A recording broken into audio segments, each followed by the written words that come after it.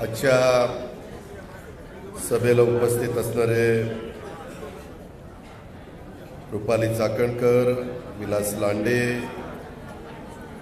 शहराध्यक्ष अजित गव्हाणे, कविता लाट, नाना काटे, योगेश भट, प्रशांत शितोळे, राहुल भोसले, फजल शेख, मोरेश्वर भोंडवे, श्याम लांडे, मयूर कलाटे, पंकज भालेकर, विशाल काळभोर, विनायक रणसुपे, यश साने, वर्षा जगताप, विजय लोखंडे, संजय अवसरमल, सतीश दरेकर, नारायण भरोडे, प्रकाश सोमवंशी, विशाल वाकडकर, गोरक्ष लोखंडे, फजल शेख, अनेक कार्यकर्ते इथं, मी सगळ्यांची नावं घेत नाही. इथं उपस्थित असणारे सर्वच राष्ट्रवादी काँग्रेस पक्षाचे आजी माजी पदाधिकारी, सर्व माजी नगरसेवक नगरसेविका, सर्व माझे पत्रकार मित्र, विशेषतः ज्यांनी आपण सगळ्यांनीच पुढाकार घेऊन हा कार्यक्रम घेतला, परंतु विशेषतः वसंतराव बोराटे, त्याच्यामध्ये कविता लाट, आतिश बारणे, सागर बोराटे, विशाल आहेर, या सगळ्यांनी खूप चांगले कष्ट घेऊन हा मेळावा इथं आयोजित केला. त्याबद्दल मी त्यांना मनापासून धन्यवाद देतो आणि आपल्या सर्वांचा मनापासून अभिनंदन देखील करतो. माझ्या महिला भगिनी पण मोठ्या संख्येने आल्यात, त्या भगिनी वर्गाचंही स्वागत करतो. आज खरं तर मी अजितला सांगितलेलं होतं की अजित, मी काही कार्यक्रमाच्या निमित्तानं पिंपरी चिंचवडमध्ये आहे, तर दुपारून काही कार्यक्रम घ्या, परंतु काही अडचणीमुळं माझ्या सकाळचे 2 कार्यक्रम मला उपस्थित राहता आलं नाही. मी मगाशीच प्रेसला सांगितलं आणि त्याच्यातून दुपारून आपल्या सगळ्यांना माहिती आहे की 2 वेळेला नगरसेविका असणारी पौर्णिमा सोनवणे, हिचं दुःखद निधन झालं. अजून 8 दिवस पण झाले नाही, 1 तारखेला झालं. आणि अतिशय एक चांगली कार्यकर्ती, परंतु काळाच्या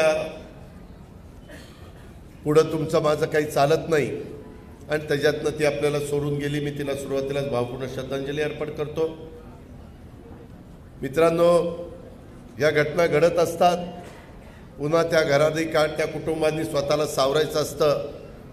मी तशाच पद्धतीनं अप्पा आणि बाकीच्या सगळ्यांना तशाच सूचना तिथं जाऊन मी, अजित, विलासराव, मी सगळ्यांनी केल्या. आज इथं आल्यानंतर राजन नायरचा पक्षप्रवेश होता. आता तुमच्या सगळ्यांच्या साक्षीनं कामगार नेते संतोष रामदास बेंद्रे, ते आणि त्यांच्याबरोबर आलेल्या असंख्य कामगार मित्रांचा आज पक्षप्रवेश होता आहे. त्याच्यानंतर शोभा पगारिया, नंतर डॉक्टर मेहबूबभाई सय्यद, त्याच्यानंतर कविता खराडे, यांच्या सगळ्यांच्या सहकार्यातनं अनेक, किंवा ज्ञानेश्वर कांबळे हे यांच्या सहकार्यातनं डॉक्टर मेहबूबभाई सय्यद पक्षप्रवेश करणार होते. मनीषाताई गटकाळ्यांच्या प्रयत्नातनं, सहकार्यातनं आणखीन काही कार्यकर्ते प्रवेश करणार होते. संगीताताई कोकणे यांच्या मदतीनं, यांच्या सहकार्याने, आणि अर्बन सेल युवती समन्वयक मीराताई कांबळे यांच्या सहकार्यातनं असे वेगवेगळे पक्षप्रवेश होते. परंतु माझं भाषण झाल्यावर मी बाकीचे पक्षप्रवेश आत्ता आपण प्रायोगिक तत्वावर संतोष रामदास बेंद्रे यांचा पक्षप्रवेश केलेला आहे. मी त्यांचा आणि त्यांच्यानंतर पण ज्यांचा पक्षप्रवेश माझ्या महिलांचा, माझ्या बंधूंचा, माझ्या तरुणींचा होणार आहे, त्यांचंही राष्ट्रवादी काँग्रेस पक्षामध्ये मनापासून स्वागत करतो. आणि त्यांना निश्चितपणे आमच्या सगळ्यांच्याकडनं, अजित असेल, विलास असेल, योगेश असेल, नाना असेल, सगळेच माझे सहकारी असतील, माझ्या महिला भगिनी कविता असेल, बाकीचे सगळे शेमिनताई पठाण असतील, इतर सगळ्या माझ्या भगिनी असतील, या सगळ्यांच्याकडनं आमच्याकडनं चांगल्या प्रकारची तुम्हाला वागणूक दिली जाईल. आम्ही नेहमी स्वर्गीय यशवंतराव चव्हाण साहेबांच्या विचारांनी पुढं चाललेलो कार्यकर्ते आहोत. बेरजेचं राजकारण हे महाराष्ट्रामध्ये काम करताना करायचं असतं. या शहराच्या जडणघडणीमध्ये माझा अनेक वर्ष संबंध आला. ह्या शहराने मला पहिल्यांदा लोकसभेमध्ये पाठवलं. आणि नंतर महाराष्ट्राच्या राजकारणामध्ये मला कामाची संधी दिली आणि त्याच्यातून अनेकांना आपण आमदार केलं, अनेकांना आपण खासदार केलं, अनेकांना आपण त्याच्यामध्ये वेगवेगळ्या पदं, महापौर पदं, उपमहापौर, स्टँडिंग कमिटी चेअरमन, सभागृह नेता, PCMT चेअरमन, वेगवेगळ्या विशेष समितीला पण शिक्षण मंडळ, अशा अनेक ठिकाणी आपण कार्यकर्ते घडवण्याचं काम केलं. वेगवेगळ्या समाजाला, वेगवेगळ्या जातीला सातत्याने बरोबर घेण्याचा प्रयत्न केला, कारण ती आपली विचारधारा आहे. युगपुरुष छत्रपती शिवाजी महाराजांचं दर्शन आले आम्ही घेतलं आणि नंतर शाहू फुले आंबेडकरांना च्या पुढे आम्ही नतमस्तक झालो, अभिवादन त्या चौघांना केलं. त्याचं कारण हे दाखवण्याकरता नाही, ही आपल्यावर संस्कार झालेले आहेत.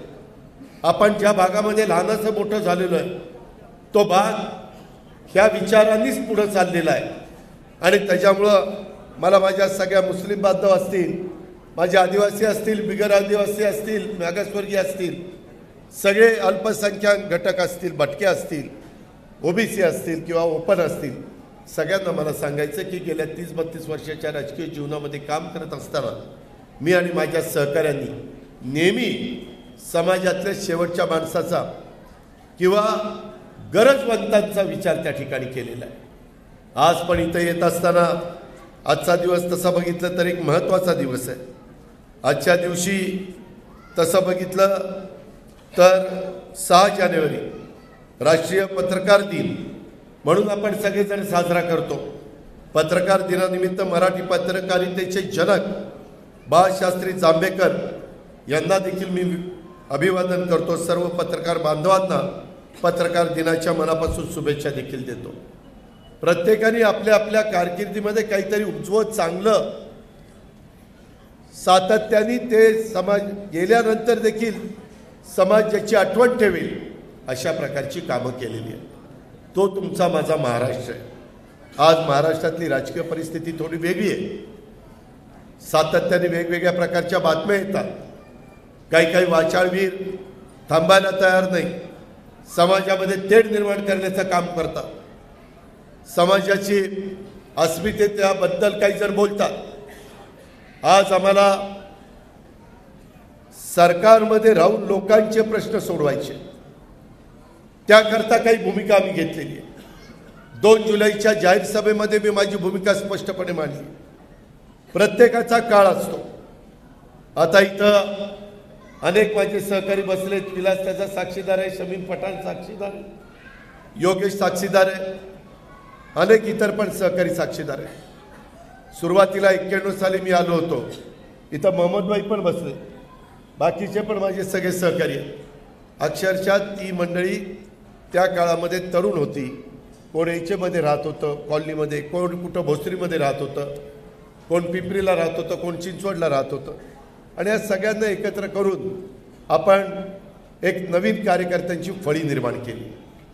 आणि जे खेडं म्हणून माझ्या पिंपरी चिंचवडला हिंडवलं जात होतं, तिथं संपूर्ण चित्र बदलवण्याचं काम आपण सगळ्यांनी मिळून केलं. मला तर या शहराच्याबद्दल आपुलकी, जिव्हाळा, प्रेम असल्यामुळं मी ज्या दिवशी खासदार झालो त्याच दिवशी माझ्या मनाला सांगितलं की तसं बघितलं तर आपण एकही काम न करता, त्यावेळेस नानासाहेब शितोळे होते, त्यावेळेस तात्या कदम होते, त्यावेळेस कविचंद भाट असतील, हनुमंतराव भोसले असतील, कितीतरी मी लोकांची नावं त्या ठिकाणी सांगू शकतो. ही सगळीजणं त्या काळामध्ये प्रमुख नेते म्हणून या शहरामध्ये काम करत होते. रामकृष्ण मोरेंचं मार्गदर्शन होतं. काही बाबतीमध्ये अशोक मोहोळ, नाना नवले, अनंतराव थोपटे, ज्ञानेश्वर लांडगे हे सगळे नेतेगण त्यावेळेस काम करत होते. परंतु काळ बदलला. आता नवीन पिढी समोर बसलेली आहे, काही स्टेजवर देखील आहे. मित्रांनो, कुठंतरी समाजाची रीत आहे की कधी ना कधी वयस्कर लोकांनी थांबायचं असतं. मी कुणाचा अनादर करत नाही, मला सगळ्यांच्याबद्दल निश्चितपणे प्रेम आहे. पण काही जण आम्ही करतोय ना, काम करतोय ना, आम्ही कुठं कामात कमी पडलो तर सांगा ना. आज मी ज्यावेळेस महाराष्ट्रामध्ये काम करत असतो त्यावेळेस मी महाराष्ट्र राज्याचा अर्थमंत्री आणि नियोजन मंत्री म्हणून तिथं मंत्रालयात बसतो. एकनाथराव शिंदेच्या नेतृत्वाखाली देवेंद्र फडणवीस आम्ही सगळेजण टीम वर्क करत असतो, काम करत असतो. काम करत असताना साहित्य, कला, संस्कृती यालाही प्रोत्साहन देण्याचं काम करत असतो. आज आपल्याकडे 100वे मराठी नाट्य संमेलन भरत आहे. भाऊसाहेबांनी त्याच्यामध्ये पुढाकार घेतला आहे. नेहमीच भाऊसाहेबांनी तरुणपणामध्ये देखील त्याला ती आवड असायची. आपल्या इथल्या मराठी नाट्य संमेलनाच्या संदर्भातली शाखा जी माझी पिंपरी चिंचवडची आहे त्याचा अध्यक्ष पण तोच आहे. त्यांना ज्या ज्या अडचणी होत्या त्या सगळ्या सोडून दिल्या. आर्थिक 10 कोटीची मदत केली हे संमेलन महाराष्ट्रामध्ये होण्याच्या करता. त्याच्यामध्ये DPC मधनं पण निधी दिला. दोन्ही आयुक्तांना सांगितलं कुठली अडचण येता कामा नये.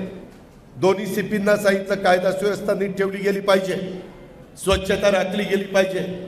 ज्यावेळेस आपल्या कष्टकऱ्यांच्या उद्योग नगरीमध्ये पिंपरी चिंचवडमध्ये मराठी नाट्य संमेलनाच्या निमित्तानं हा वर्ग आपल्याकडे येतोय, कलावंत येत आहेत, त्या क्षेत्रातले नावाजलेले गाजलेले मान्यवर येत आहेत, तरुण पिढीतले कलाकार येत आहेत. त्यावेळेस पिंपरी चिंचवडला साजेसच तो कार्यक्रम झाला पाहिजे आणि अशा पद्धतीनं तो कार्यक्रम आजपासून सुरू झालेला आहे. मित्रांनो, आज ह्या शहरामध्ये काम करत असताना मी अनेकदा कार्यकर्त्यांशी बोलत असतो. आपण प्रत्येक बाबतीमध्ये बारीक बारीक सारी गोष्टी बघतो. अतिशय उत्तम सिटी म्हणून योगेश बल महापौर असताना, डॉक्टर मनमोहन सिंगजी पंतप्रधान असताना आपल्याला पुरस्कार मिळालेला होता. देशातली सगळ्यात बेस्ट सिटी म्हणून आपला नावलौकिक त्या ठिकाणी झाला. आम्ही आता मेट्रो आणतोय. वाहतुकीचे प्रश्न खूप गंभीर आहेत. आपण चाकण रोडला जातो त्यावेळेस आपल्याला अक्षरशः नको नको होतं. मलाही त्याच्याबद्दलची काळजी आहे, कारण ह्या जिल्ह्यामध्ये अनेक कार्यकर्त्यांना आपण पुढं आणण्याचं काम केलेलं आहे. हे सगळं पुढं आणत असताना साधारण आपल्याला सगळ्यांना माहिती आहे की चाकण, रांजणगाव, MIDCतील आणि नाशिक रोडवरील वाहतूक समस्या कमी करण्याच्या करता मी गडकरींच्याशी अनेकदा बोललो. नाशिक फाटा ते राजगुरुनगर, तळेगाव, चाकण, शिक्रापूर, पुणे अहमदनगर रस्त्यावरची वाघोली ते शिरूर या तिन्ही मार्गावर आपल्याला त्या ठिकाणी 2-2 मजली ब्रिज करायचे. आपण रतन टाटांच्या नावाने ब्रिज केला. आपल्या पिंपरी चिंचवडकरांना वाटलं नव्हतं की असा डबल ब्रिज होऊ शकतो, परंतु त्याच्यातनं वाहतुकीची कोंडी सुटली. पहिला डबल ब्रिज आपण आपल्या शहरामध्ये त्या ठिकाणी केला. भोसरीचा ब्रिजचं तर सगळं विलासला काय घडलं ते माहिती आहे. 2 लेन होता तो आम्ही तिथं भूमिपूजन करत असताना 4 लेन केला. मी तर अनेकदा चांगले अधिकारी आणायचोच, परंतु ह्या शहराच्या विकासाच्या करता सकाळी 6ला उठून आता उजाड तर 6:30ला, त्याच्यावर 6:30ला उठून ज्यावेळेस लवकर उजाडतं त्यावेळेस लवकर उठून अधिकाऱ्यांना घेऊन, पदाधिकाऱ्यांना घेऊन फिरायचो आणि त्या बाबतीमधली कामं सांगायचो आणि ती कामं आपण हातानिराळी करायचो. त्याच्यातनं ह्या शहराचा चेहरामोहरा बदलला. कोणी काही म्हणू देत. त्याच्यानंतरच्या काळामध्ये आपलं वाकड डेव्हलप झालं. रावेरचा परिसर असेल किंवा एकंदरीतच आपल्या चौबाजूंनी शहर वाढत असतानाचा परिसर असू द्यात, पिण्याच्या पाण्याच्या करता भामा आसखेडचं पाणी आपण आपल्या परिसराच्या करता मंजूर करून घेतलं. का तर पवना धरण आपल्याला कमी पडणार होतं, कारण लोकसंख्या वाढली. पूर्वी 1 आमदार होता आणि फार तर 25%. आता आपली लोकसंख्या 30 लाख झालेली. पाणी तर पाहिजे. एकटा पवना धरण पुरणार नाही म्हणून बाबा आसखेडचं पाणी मंजूर केलं. आपल्याला आज पत्रकार मित्रांनी पण मला प्रश्न विचारला की अजित पवार, इथल्या नद्यांच्या मध्ये काय अवस्था झालेली, किती प्रदूषण आहे, त्याच्या संदर्भामध्ये फेसाळलंय सगळं पाणी. पोल्युशन बोर्ड तेवढ्यापुरतं लक्ष घालतं. त्याच्यातला मूळ जो त्याच्या मागचं कारण आहे ते शोधलं पाहिजे. आपली पुणे शहरं वाढल्यानंतर सिवरेज ट्रीटमेंट प्लांट STP त्याला शॉर्ट फॉर्म आहे, ते करायला पाहिजे. कारण धरणातलं चांगलं पाणी ज्यावेळेस म्हणजे पिंपरी चिंचवडकर पाहुणेचं घेतात, ज्यावेळेस वरसगाव, पानशेत, खडकवासला, टेमघरचं चांगलं पाणी माझे पुणेकर घेतात, त्यावेळेस त्यांचं वापरलेलं पाणी जे नदीला सोडलं जातं ते पाणी सगळं ट्रीटमेंट केलेलं पाणी नसतं. त्यामुळं पाण्यामध्ये प्रदूषण होतं, जलपर्णी वाढते. चांगल्या पाण्यामध्ये ड्रेनेजचं पाणी शिरलं की तिथं प्रदूषण होतं. त्याच्यामुळे ती पण कामं आपल्याला करायची. मित्रांनो, मी कामाचा माणूस आहे, मी राजकारण मर्यादित करणारा माणूस आहे. मी आज माझ्या कार्यकर्त्यांचा मेळावा अजितला, कविताला, बाकीच्या सगळ्या वसंतराव वगैरेंना घ्यायला सांगितलं. त्याचं कारणच आहे की आपल्याला उद्याच्या काळामध्ये लोकसभेच्या निवडणुकीच्या निमित्तानं सामोरं जायचं. त्याच्यानंतर काही महिन्यांनी विधानसभा आहे. सुप्रीम कोर्टामध्ये आपली स्थानिक स्वराज्य संस्थेची केस आहे. तिचा निकाल तो सर्वोच्च न्यायालयाच्या हातात आहे. माझ्या OBC समाजाच्या महिलांना, पुरुषांना प्रतिनिधित्व मिळत नव्हतं म्हणून ती भूमिका आम्ही स्वीकारली होती. त्याच्या तारखा पडतायत, कधीतरी निकाल लागेल. आम्ही भाजप, शिवसेना, शिंदे आणि राष्ट्रवादी असं सरकार केलेलं आहे. काही जण वेगवेगळी भूमिका मांडतात. आम्ही ज्यांना खासदार केलं, आम्ही जर पूर्णपणे पक्षामध्ये घेण्याचं काम मीच त्यांचं केलं. माझ्या घरनं प्रेसला मीच घेऊन गेलो. B4ला नाही म्हणत होते, मी म्हटलं मी करतो सगळं. मला म्हटलं की मी काही बघणार नाही. म्हटलं 3 तालुक्याचं मतदारसंघ, जुन्नरखेड, आंबेगावचं दिलीपरावला बघायला सांगतो, सगळं बघायला सांगतो, काही फक्त सही करा. आणि भोसरी, हडपसर आणि शिरूरचं मी बघतो. सगळ्यांना विश्वासात घेतलं आणि आपण त्या ठिकाणी काम केलं. ही व्यक्ती नंतर वर्षापूर्वी मला म्हणली की दादा मला राजीनामाच द्यायचा. अरे म्हणलं असं का करतोय? लोकांची मुदत संपेपर्यंत तरी लोकांचे प्रश्न सोडवले पाहिजे.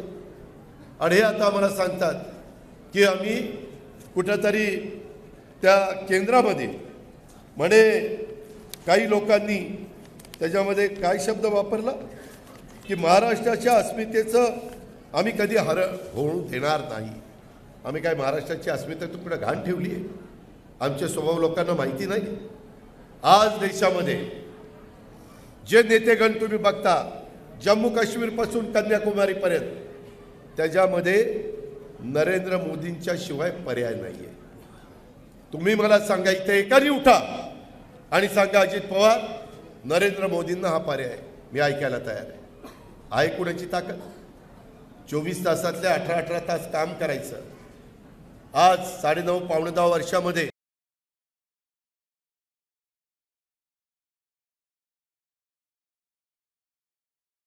भारताकडे बघण्याचा दृष्टिकोन बदललेला आहे. वेगवेगळ्या प्रकारचे राष्ट्रीय महामार्ग प्रचंड झालेले आहेत. उद्याच्या 12 तारखेला नावाशेवा ते शिवडीचं जवळपास 12-13 हजार कोटी रुपये खर्च करून त्याचं उद्घाटन आम्ही घेतोय. 50,000 कोटीची कामाची भूमिपूजन उद्घाटन त्या दिवशी पंतप्रधानांच्या हस्ते आम्ही घेतोय. महाराष्ट्राच्या सर्वांगीण हिताकरताच आहे ना.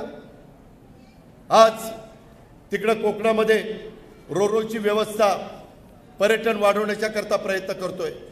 जेटी बांधतोय, त्याच्यातून तिकडं रेवस्ते रेड्डी रस्ते त्या ठिकाणी करतोय. तुम्ही मला सांगा, ह्याच्या आधी आपल्या इथं पुण्याला जोडणारे रस्ते किती होते? आता तेच रस्ते किती पदरी झाले तरी रस्ते कमी पडत आहेत. मागं जात असताना आपल्याला नारायणगावमध्ये, मंचरमध्ये, खेडमध्ये बाहेरनं त्या ठिकाणी जावं लागलं पाहिजे होतं. बाहेरचा रस्ता काढला तरी वाहतूक वाढतीच आहे. लोकसंख्या वाढतीये, वाहनांची संख्या वाढतीये. सगळ्यात जास्त रजिस्ट्रेशन तुमच्या माझ्या पुण्यात आणि पिंपरी चिंचवडला होतं दरवर्षी. कारण माझ्याकडे अर्थ मंत्रालय असल्यामुळं GST कुठनं किती येतोय, रजिस्ट्रेशन कुठं किती होत आहे, घरांच्या विक्री कुठं जास्त होतात, त्याचा सगळा इव्हन त्या एक्साईजचे पण पैसे कुठनं जास्त येतात ते पण मला कळत असतं. ह्याच्या पद्धतीनं आम्ही काम करतो. आणि हे काम करत असताना आज मला माझ्या अंगणवाडीच्या भगिनी पण भेटल्या. त्यांचं पण काही दुखणं आहे। राज्य चालवत असताना प्रत्येकाचं काही ना काही समस्या असतात, दुखणं असतं, कामगाराचं असतं, अधिकाऱ्याचं असतं, अंगणवाडी सेविकेचं असतं, नर्सेसचं असतं। त्याच्यामध्ये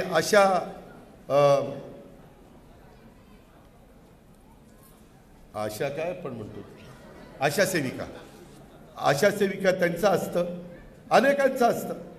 आम्हाला राज्याचा कारभार करत करत ह्याही गोष्टी सोडवाव्या लागतात। ही आपल्याच भगिनी आहे, आपलीच पुरुष मंडळी आहे। नोकर भरती त्या ठिकाणी चाललेली आहे। आता कालच पुण्यामध्ये एक वेगळी घटना घडली। 8 लोकांना रातोरात त्या ठिकाणी अटक केली पोलिसांनी। तुम्ही पाहिलंय, त्यांच्याच टोळीतल्या कुणीतरी ते केलेलं आहे। येईल पुढं, दूध का दूध पाणी का पाणी।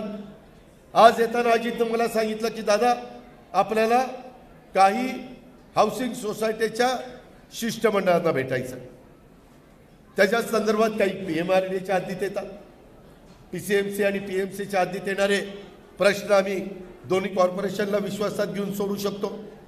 PMRDAच्या पण आता परिस्थिती सुधारली।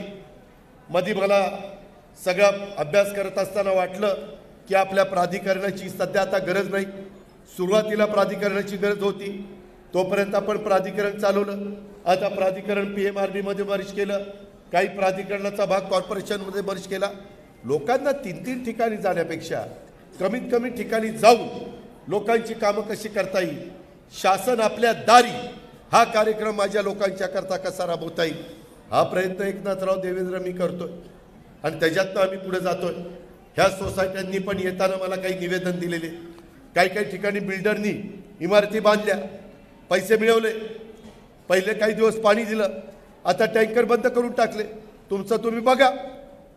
काही ठिकाणी दफनभूमीचा स्मशानभूमीचा प्रश्न आहे, लोकसंख्या वाढती तसं ह्याही सुविधा द्याव्या लागतात, त्या टाळून चालत नाही।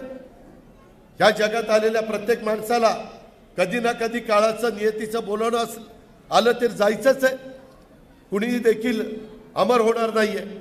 आणि त्याच्यामुळं ह्या सगळ्याच्या संदर्भात मी आता माझा ऑफिसचा एक माणूस पण सोमवारी असतो का, सोमवारी विकास पाटील असतात, त्याच्या संदर्भामध्ये मी अजितला, विलासला, नानाला, योगेशला, प्रशांतला या सगळ्यांना सांगितलं की बाबांनो, मी दर आठवड्याला पुण्यात असतो। काही आपले सार्वजनिक, मी युवकांना पण सांगेन, युवतींना पण सांगेन, महिलांना पण सांगेन, सार्वजनिक प्रश्नाच्या करता जरूर मी सर्किट हाऊसला असल्यानंतर या। मी ताबडतोब त्या अधिकारी बोलून घे आणि मी त्यांना सांगेन हे प्रश्न हे सुटणार का नाही, सुटणार किती दिवसात, इतक्या दिवसात, तिथं तारीख लिहा आणि मला प्रश्न सोडून द्या। अशा पद्धतीनं केलं काम अधिकाऱ्यांकडनं करून घेण्याची देखील क्षमता आणि ताकद असावी लागते। हे काही येड्यागाबाळाचं काम नाहीये। आणि त्याच्यामुळं माझ्या मुस्लिम बांधवांची असू, माझ्या शीख बांधवांची असू, माझ्या कुठल्याही घटकाचे असू, आज पुरवणी मागण्यांमध्ये देताना मी माझ्या मुस्लिम अल्पसंख्याक समाजाला, मौलाना आझाद मंडळाला जास्त निधी दिला। रेकॉर्ड बघा, मी अल्पसंख्याक विभागाला निधी दिला। मी नुसतं शाहू फुले आंबेडकरांचा विचारधारा सांगत नाही, छत्रपती शिवाजी महाराजांच्या मार्गाने आम्ही जाणार असं सांगत नाही, आम्ही ते कृतीत करतोय। आमची तेवढी क्षमता आहे। आज काही जण म्हणत असले की बाबा हे तिकडे दिल्लीला जातात, अमुक करतात, दिल्लीला आम्ही केव्हा जातो? जर केंद्राच्या अखत्यारीतले प्रश्न असतील तर दिल्लीला जावं लागेल ना, सोडून घ्यावे लागतील ना। राज्याच्या अखत्यारीतले प्रश्न इथंच मंत्रालयामध्ये बसून आम्ही सोडवतो, त्याकरता दुसरीकडे जाण्याची काय आम्हाला गरज नाही। आणि आम्ही आज काय राजकारणातले काही नौखे आहोत काय? आम्हाला 30-32 वर्षाचा अनुभव आहे। तुम्ही आम्हाला ओळखता, आम्ही तुम्हाला ओळखतो। नवी पिढी आपल्याला घडवायची आहे। आणि हे करत असताना या शहरातलं आता तर प्रत्येकाला माहिती आहे की प्रत्येक गोष्ट इथं जवाहरलाल नेहरू अर्बन रिन्युअल मिशनमधनं म्हणजे JNNURM हे पैसे आणताना आपण इथली झोपडपट्टी विरहित, झोपडपट्टी निर्मूलन करून त्यांना चांगली घरं द्यायची। आपण चांगली घरं द्यायचा कार्यक्रम घेतला की नाही, राबवलं की नाही, त्याच्यामध्ये कुठं आपण कमी पडलो का? पाणी मंजूर करायला आपण कमी पडलो का? रस्त्यांचा जाळं विणायला आपण कमी पडलो का? त्याच्या संदर्भात एक झालं, विमानतळाच्या बाबतीमध्ये थोडंसं चाकणला घ्यायचं, खेडला घ्यायचं का पुरंदरला घ्यायचं, ह्याच्यामध्ये थोडंसं उशीर झाला आहे, त्याची खंत आम्हाला आहे. परंतु कुठं ना कुठं विमानतळ करावंच लागेल. आत्ताच्या विमानतळामध्ये जास्त विमानं उभी राहतील अशी व्यवस्था केलेली आहे. ती जागा विमानतळ विभागाकडनं, हवाई उड्डाण विभागाकडनं घेतलेली. त्याच्यातली काही जागेमध्ये आपलं विमानतळ संरक्षण विभागाचं आहे, त्याच्यावर संरक्षण विभागाला पण परवानगी घ्यावी लागली. त्याकरता दिल्लीला जावं लागतं. दिल्लीतले प्रश्न आज मेट्रोच्या बद्दल हे सगळे अण्णा बनसोडे सगळे कार्यकर्ते सांगत होते, दादा निगडीपर्यंत गेलं पाहिजे, निगडीचं मंजूर करून घेतलं.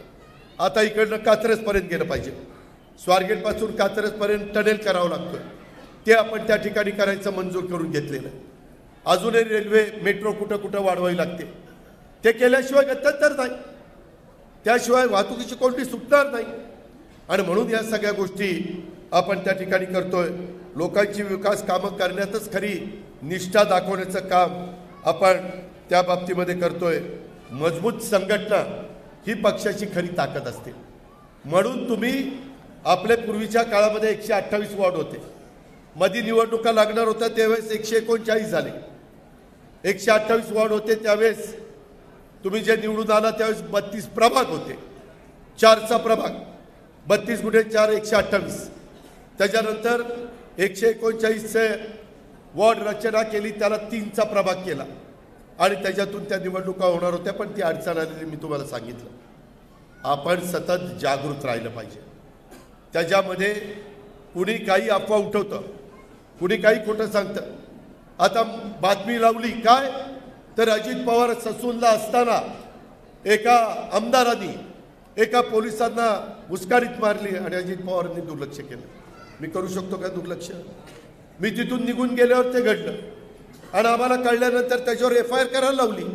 सत्ताधारी पक्षाचा आमदार असला तरी कायदा हातात जर घेतला, संविधानाचा जर कुणी अनादर केला, घटनेच्या बाबतीमध्ये कुणी तिथं मान सन्मान ठेवला नाही, तर त्याचा मुलायजा केला जाणार नाही. FIR दाखल केली, FIR मध्ये सगळं पुढे येईल. पण अजित पवार असताना ते झालं. अरे उगीच काय उचलली जीभ लावली टाळायला. काय कायांना फार शिंगा आल्यासारखंच वागायला लागले. हे वागणं बरं नव्हतं. मेट्रोलाही मी सतत पैसे देतोय. त्या पुण्याच्या एकट्या प्रवक्त्यांनी सांगितलं एका पक्षाच्या, पुण्याला पैसेच आले नाही. अरे पैसे देण्याचंच माझ्या हातात असताना पुण्याला पैसे काय येणार नाही? तिजोरीच आपल्या हातात आहे ना. त्याच्यामुळं पैसे देताना म्हणतात आम्ही ग्रामीण भागात वाढपी ओळखीचा असला की जेवण पोटभर मिळतं. आता वाढपीच मी आहे ना, मी कसं आपल्याला कमी देईन? मी इतरांना पण देईन, पण तुम्हालाही समाधान करीन, कारण त्याच्याकरता जनतेने माझ्यावर जबाबदारी टाकलेली आहे. कुणी मला उद्याच्या काळात म्हणता कामा नये की यानं फक्त पुणे पिंपरी चिंचवडचंच बघितलं, आमच्याकडे विचार केला नाही. आम्ही सांध्यापासून बांध्यापर्यंत बघत असतो. याही गोष्टीचा विचार आपण सगळ्यांनी केला पाहिजे. उद्या नदी सुधारचा कार्यक्रम असेल, त्याच्यात केंद्राचा राज्याचा निधी देण्याचं काम असेल. पिंपरी चिंचवडची वाढती लोकसंख्या विचारामध्ये घेऊन नवीन जलस्रोत निर्माण करण्याचं काम असेल. विद्रूप झालेलं शहर, काही बाबतीत मी आत्ता पण कुठं डिवायडरमध्ये झाडं जाळाले असेल, मातीचं असेल, झाडं लावली नसेल तर मला ते अजिबात सहन होत नाही. तिथं मी संबंधितांना ताबडतोब झापण्याचं काम करतो. ते आपल्याला शहर पुन्हा सुंदर बनवायचं आहे. समाविष्ट गावांच्या विकासासाठी विशेष पॅकेज हे आपल्याला द्यावं लागणार आहे. महानगरपालिका कार्यक्षेत्रात काही गावांचा समावेश करण्याचा प्रस्ताव असून याबाबत लवकरच आपल्याला निर्णय घ्यावा लागणार आहे. तळवणे IT परिसर आणि चाकण MIDCकडे जाणारे तळवणे येथील रस्त्यांचा प्रश्न मार्गी लावण्याच्या करता संरक्षण विभागाकडे पाठपुरावा करून प्रश्न मार्गी लावावे लागतील. संरक्षण विभागातनं जागा घेताना एवढा त्रास होतो, ह्या सगळ्यांना विचारा. एवढा पाठपुरावा करावा लागतो. मग ते सांगतात एवढी जागा घेता, एवढं बांधून द्या, एवढं वॉल कंपाऊंड करून द्या, करावं लागतं. संरक्षण विभाग पण आपल्याच देशाचं संरक्षण करतोय. सोसायटी धारकांच्या समस्या सोडवण्याच्या करता धोरणात्मक उपाययोजना आपल्याला कराव्या लागतील. माझी अजित तू असशील, नाना तू असशील, अण्णा, विलास, सगळ्या महिला सगळ्यांना सांगणार एकदा माझ्या उपस्थितीमध्ये सोसायटी धारकांच्या समस्या सोडवण्याच्या करता एक मीटिंग लावा. त्याच्यामध्ये कोण कोण लागेल ते मला सांगा. पोलीस CP लागेल का, कलेक्टर लागेल का, आयुक्त लागतील का, विभागीय आयुक्त लागतील का, जे कोणी लागतील ते MSEBची लोक कुणाची त्यांची यादी करा. साधारण काय समस्या आहे त्याच्यामध्ये सगळीच पलटण बोलू नका. त्यांचा चेअरमन वाई सेक्रेटरी दोघं चौघं असे बोलवा आणि त्याच्यातनं जेवढा कामाचा निपटारा नियमात बसून करता येईल ते आपण सांगू. हे काम तुमचं होईल. जे काम होऊ शकणार नाही हे तुम्हाला तुमच्या सोसायटी अंतर्गत करावं लागेल. अशा पद्धतीनं आपण पुढे जाऊ आणि ते लवकर करा.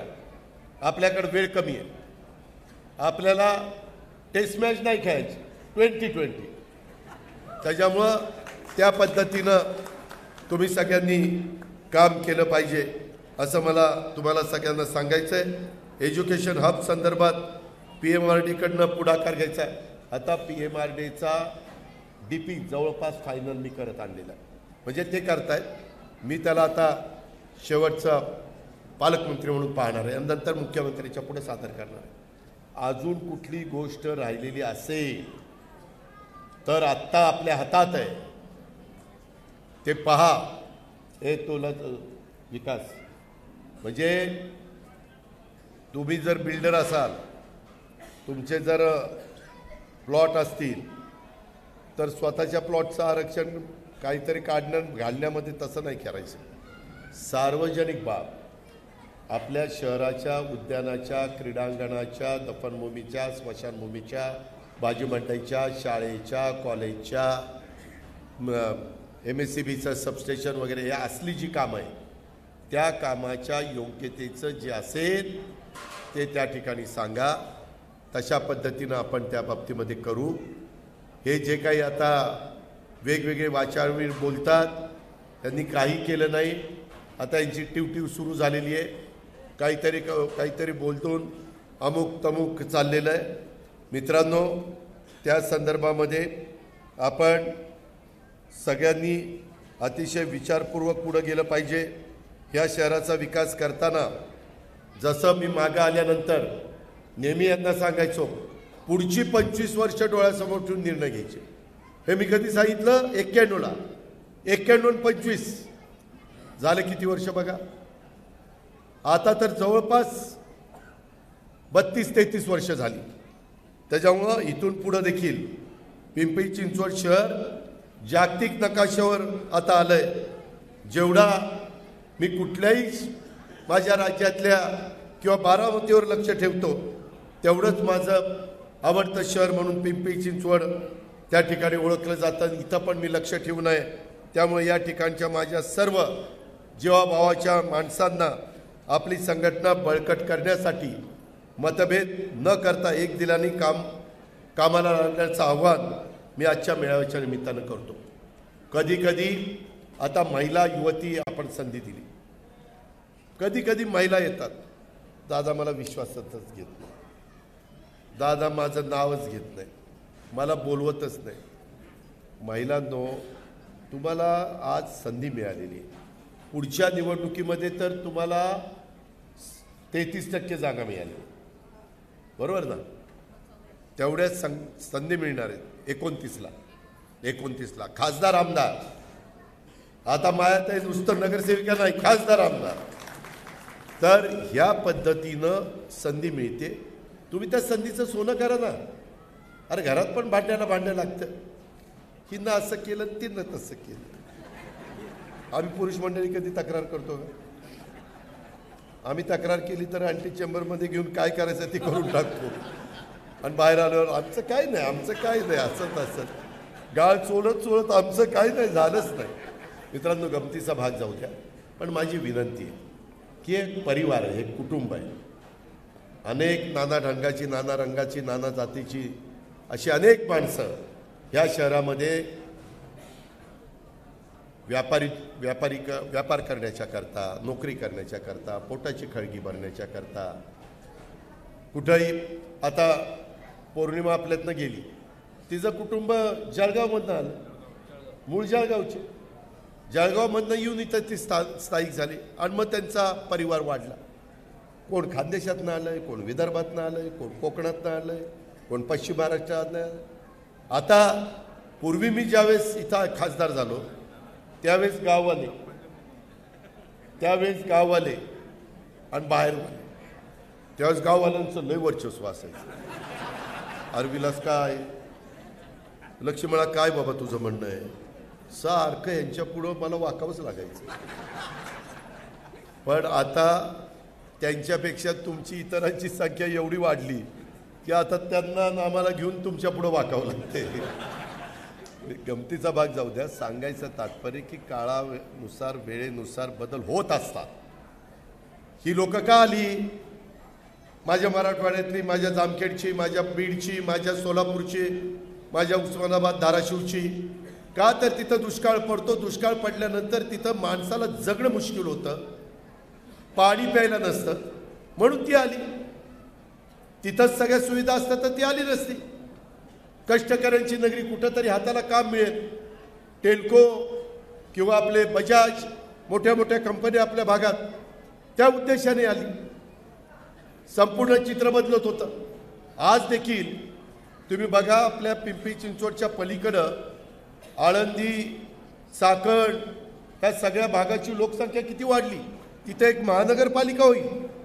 इकडच्या बाजूला पण वाघोली, मांजरी, लोणी काळभोर, उरळी कांचन, हा सगळा भाग, लोणीकंद, हा सगळा घेतला ना, तिथे एक महानगरपालिका होईल.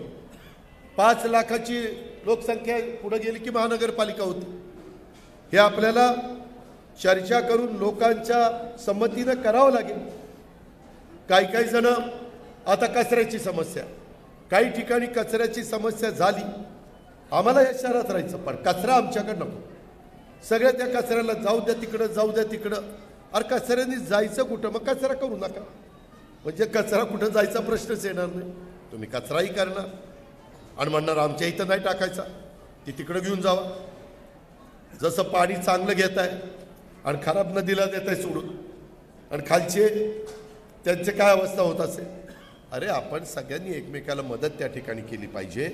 आणि म्हणून माझी आपल्याला सगळ्यांना विनंती आहे, त्याच्यामध्ये सगळ्यांनी एकोप्याने राहिलं पाहिजे.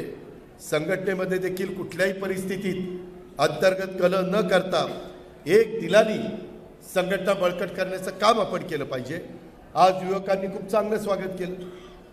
आज स्वागत करत असताना म्हणले बैलगाडीतच बसा. अरे म्हणलं बैलगाडी माझ्या आजोबाच्या काळात होती, माझ्या बापाच्या काळात होती, आमच्या काळात थोडी आम्ही चालवली, नंतर ट्रॅक्टर आला. ती बैलगाडी पुन्हा मागं कुठं घेऊन चालला, नाही आता बैलगाडीतच बसा. म्हणलं शहाण्यांनो, मी बसलो नाही. ते का बसलो नाही, तुमचा कुठंतरी तुम्हाला नाराज करायचं म्हणून मी बसलो नाही असं नाही. ती बैल तर अशी जोरात खिल्लार होती, काही विचारताच सोय. आणि वरनं त्या JCB मधनं फुलं, ती फुलं बैलावर पडली, बैल बिथरला असतं तर काय झालं असतं. किंवा त्या रेटारेटीत ती बैलाच्या अंगावर कोणी गेलं असतं तर ते अजित पवार पण गेला असता आणि सगळं काहीतरी तिसरंच घडलं असतं आणि इथं श्रद्धांजली व्हावी लागली असती, कार्यक्रम रद्द करावा लागला असता. अरे बैल जोडी, बैलाची जिथं शर्यत आहे तिथंच चांगली दिसते, तिथं झर्र. कुठंही कुठं बैलन घेऊन नको जाऊ. आता या शहरातनं बैल बाहेर काढली आणि तो पुन्हा शहरात बैल आणतो. बैल आपलं मानाचं आहे, आम्ही बैलपोळा साजरा करतो, त्याची पूजा करतो, अर्चा करतो, सगळं काही करतो. पण उत्साहाच्या भरात आपण जे करतोय त्याचं काहीतरी वेगळं स्वरूप घडणार नाही ना. इकडं अजित पण नाही, बसा दादा, बसा दादा, विलासत नाही दादा, बसा. ही तर म्हणजे त्यांनी तरी सांगायचं, अरे ही परिस्थिती नाही, जरा सबुरीनं घ्या. सगळा वाईटपणा माझ्याच नावावर खपवायचा. अरे मी म्हणत होतो बसा, हीच बा बसला नाही.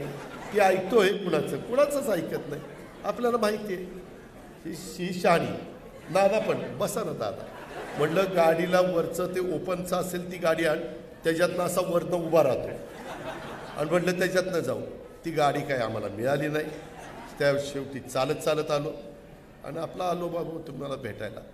तर त्याच्यामुळं पोराहो फेटा बांधायचा होता बांधला ना. त्याच्यामुळं आता पहिलं परत बैलगाडी आणू नका, नाहीतर पुढच्या वेळेस म्हणाल बैलगाडीनं आता घोडा घेऊन येतो आणि घोड्यावर बघा घोडा तिकडं ना अजित पवार तिकडं. तसलं काही करू नका, मला घोडा बिडा लावायला लावू नका. त्याच्यामध्ये म्हणजे वेगळा अर्थ काढू नका, म्हणजे घोड्यावर बसायला लावू नका. असं हे सगळं आपलं गणित आहे. मित्रांनो, आपल्याला कुठंही जी काही अजून आपल्यापासून बाजूला आहे त्यांनाही आपलंसं करा. आपण ह्या शहराचाच विकास करतो. हे बाकीचे जे कुणी येत आहेत ना, अरे आम्हीच दादाला परवानगी दिली होती म्हणून दादा करत होता, ह्यांच्या परवानगीनं मी करायला लागलो आहे. माझ्या मनात आलं की मी करतो. हे काही नाही, नुसते काहीतरी टिवटिव करतील. आपण जोमाने आपल्यातली पण तरुण पिढी तयार करू, चांगल्या महिला युवती चांगल्या पद्धतीनं तयार करू.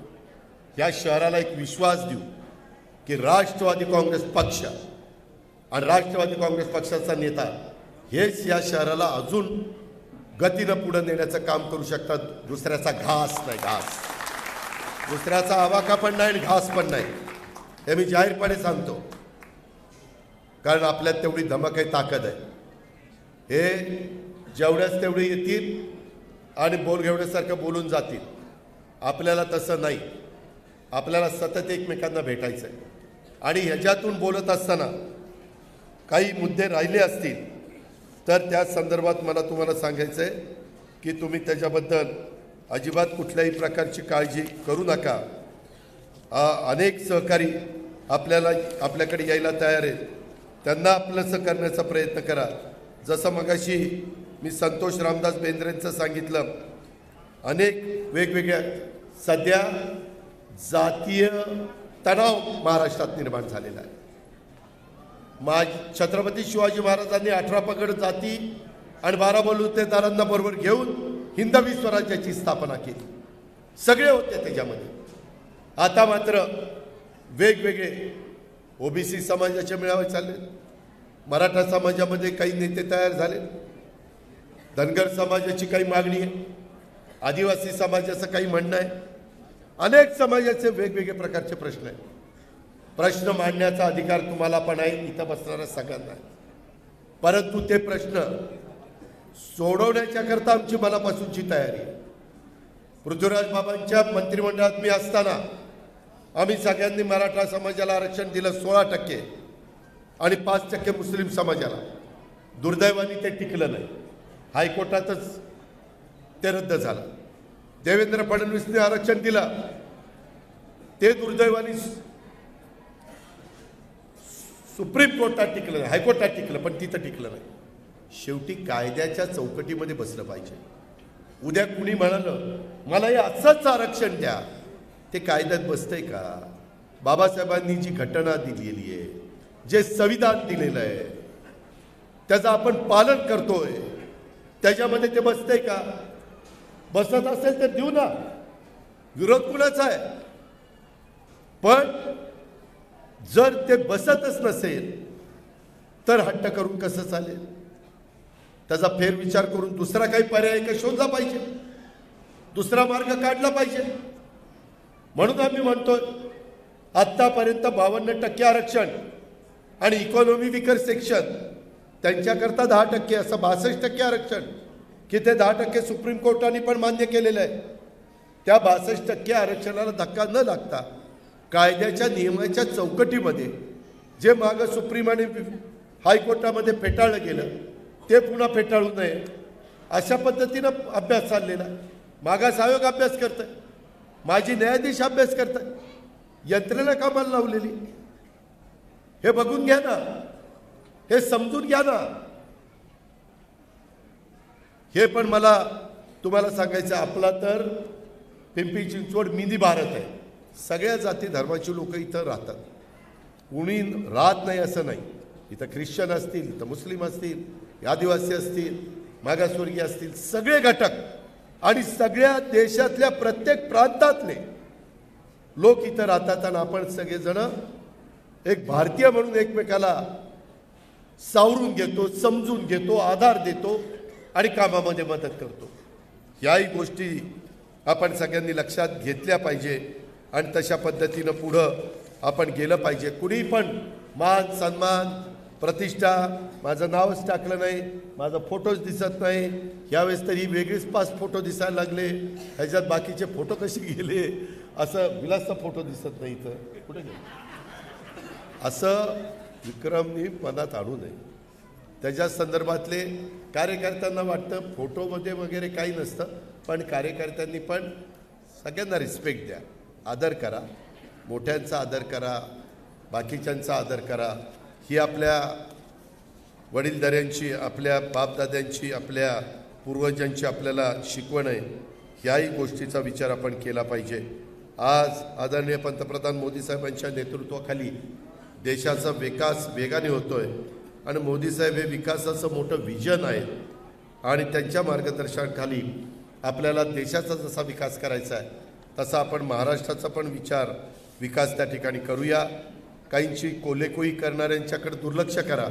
काही तर जसं सकाळी उठायला घड्याळाचा गजर कसा लावतो तसं काहींचं सकाळी 9-10 वाजले की गजर होतोच आणि कोलेकोई सुरूच होती आणि विनाकारण काहीतरी बडबड करायची, तोंडाची वाफ घालवायची.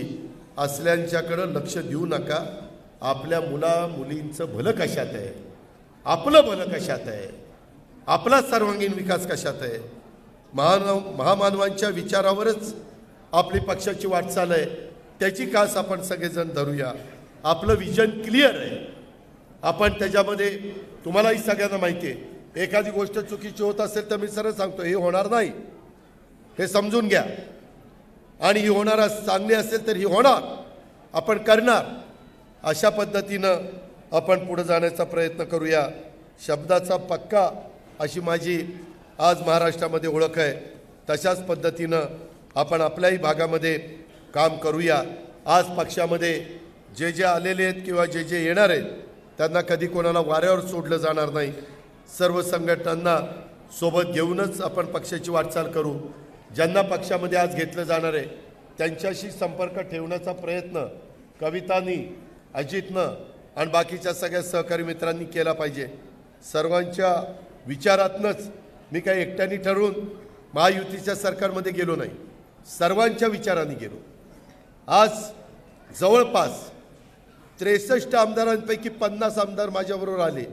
याचा अर्थ काहीतरी परिस्थिती बरी आहे म्हणूनच त्यांनी विचार केला असेल ना, का नसेल केला विचार. त्याच्या संदर्भामध्ये त्याच्यात सरकार बनवत असताना सगळ्यांना संधी दिली. मुस्लिम समाजाला संधी दिली, मुश्रीफांच्या रूपाने, आदिवासीला संधी दिली, बाबा आत्रामच्या रूपाने, मागासवर्गीयांना संधी दिली, संजय बनसोडेच्या रूपाने. सरकारमध्ये एक पण महिला नाही आहे. अदिती तटकरेंच्या रूपाने महिलेला संधी देखील कॅबिनेट मिनिस्टर म्हणून दिली. आज भटके वंजारी समाज तिथं धनंजय मुंडेला संधी दिली. ओबीसीमध्ये भुजबळ साहेबांना त्या ठिकाणी संधी दिली. ओपनमध्ये मी आणि दिलीपराव तिथं आलो. अनिल भाईदासला त्या ठिकाणी संधी दिली. समाजातल्या आणि मराठवाडा घेतलाय, विदर्भ घेतलाय, कोकण घेतलाय, पश्चिम महाराष्ट्र घेतलाय. सगळ्या भागात जागा कमी होत्या पण त्याच्यात जेवढं काही घटक सामावून घेता येईल. मी नुसतं शाहू फुले आंबेडकर विचारधारा सांगत नाही. मी पहिली कृती केली, 2 तारखेला त्यांचा शपथविधी केला आणि नंतर तुमच्या समोर आलो. कुणाला घ्यायचं काय घ्यायचं तर ते तर माझ्या हातात होतं. ह्या पद्धतीनं काही चांगले तेवढ्याच ताकदीचे राहिलेले आपण त्यांना पण कुठं कसं सामावून घ्यायचं, लोकांचे प्रश्न कसे सोडवायचे ह्याच प्रयत्नात आपण आहोत. पक्षाच्या ध्येय धोरणांची आणि पक्षाच्या विचारांशी कधी तडजोड केली जाणार नाही, हे पण मी पुन्हा तुम्हाला निक्षून सांगतोय. महाराष्ट्राचा विकास हाच आपल्या राष्ट्रवादी काँग्रेस पक्षाचा अजेंडा. पिंपरी चिंचवडचा विकास हाच आपला राष्ट्रवादी काँग्रेस पक्षाचा अजेंडा, हे देखील आपण त्या ठिकाणी लक्षामध्ये ठेवा. मराठा आरक्षणाला आमचा पाठिंबा आहे, मात्र ओबीसींना आम्ही वाऱ्यावर सोडणार नाही. ह्या कुणालाही धक्का न लावता तिकडं आरक्षण त्या ठिकाणी द्या, ही आमची भूमिका आहे.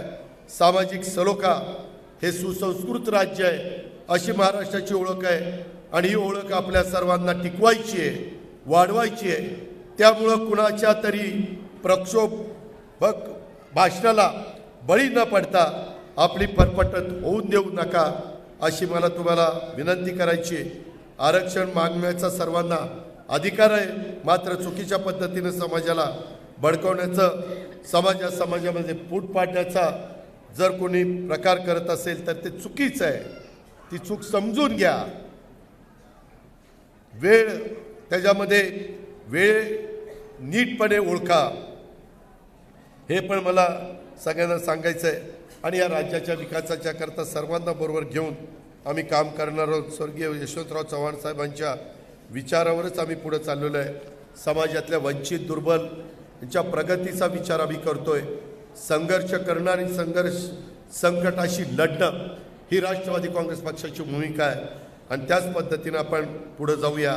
पिंपरी चिंचवडकरांच्या मागं राष्ट्रवादी काँग्रेस पक्षाची शक्ती उभी आहे आणि जसं गेले अनेक वर्ष, 25 वर्ष हे शहर राष्ट्रवादी काँग्रेसमय होतं, तशा पद्धतीनं राष्ट्रवादी काँग्रेसमय करण्याच्या करता आता आपण सगळेजण बूथ वाईज कमिट्या करून प्रत्येक बूथ 10 यूथ नाही 25 यूथ वेगवेगळ्या समाजाचे, बाहेरचे आतले बाहेर आलेले असे, तीच गोष्ट कविता महिलांच्या बाबतीमध्ये आणि तीच गोष्ट अजित तुमच्या बाबतीमध्ये, आणि सगळ्यांनी त्यांना साथ त्या बाबतीमध्ये दिली पाहिजे.